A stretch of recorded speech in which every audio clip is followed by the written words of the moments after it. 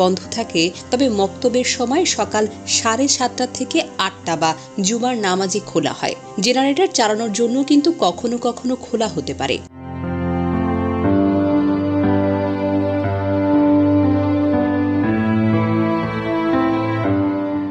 ছাদের গেট সব সময় তালাবদ্ধ, শুধু বিশেষ প্রয়োজনে খোলা হয়। তিনি আরো বলেন, ওই ঘটনার দিন তথা বৃহস্পতিবার তিনি উপস্থিত ছিলেন না, কারণ তার মেয়ের ডেলিভারির জন্য তিনি হাসপাতালে ছিলেন। তার অনুপস্থিতিতে মুয়াজ্জিনকে দায়িত্ব দিয়ে যান, যিনি নবীন ও মাত্র কিছুদিন আগে নিয়োগপ্রাপ্ত।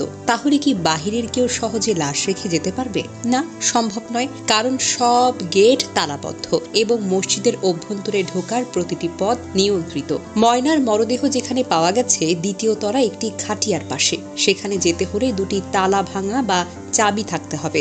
ভিডিওতে সালাউদ্দিন হুজুর সরাসরি বলেন, ঘটনার সময় তিনি ছিলেন না, বরং তিনি দায়িত্ব দিয়েছেন মুয়াজ্জিন, তার অভিজ্ঞতাও কম। তাহলে প্রশ্ন কিন্তু রয়েই যায়, ঘটনার দিন গেট কিভাবে খোলা ছিল? যেহেতু ঘটনাটি সরকারি ছুটির দিনের আশেপাশে ঘটেছে, আশুরা উপলক্ষে বন্ধ, তাই সাধারণ ছাত্ররাও মক্তব বন্ধ করার পর কেউ কেউ তো এসেছিল। মুয়াজ্জিন হয়তো সেই সময় গেট খোলার অনুমতি দিয়েছেন, অথবা ভুলে তালা না লাগিয়ে চলে গিয়েছেন। এ সম্ভাবনাও কিন্তু উড়িয়ে দেওয়া যায় না। বাহিরের কেউ প্রবেশ করে মরদেহ রাখা সম্ভাবনাটা খুবই কম। 3টি গেটই সাধারণত তালাবদ্ধ থাকে, চাবি ছাড়া বা তালা ভাঙা ছাড়া প্রবেশ করা কঠিন। তালা ভাঙার তো কোনো তথ্যও নেই।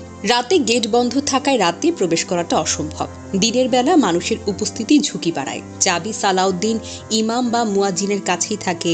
ঘটনার দিন সালাউদ্দিন অনুপস্থিত ছিলেন, তাই মুয়াজ্জিন বা অন্য কেউ চাবি খুঁজছিলেন। কিন্তু যদি কেউ চাবি ব্যবহার করে মরদেহ রাখে, তবে তা সম্ভব।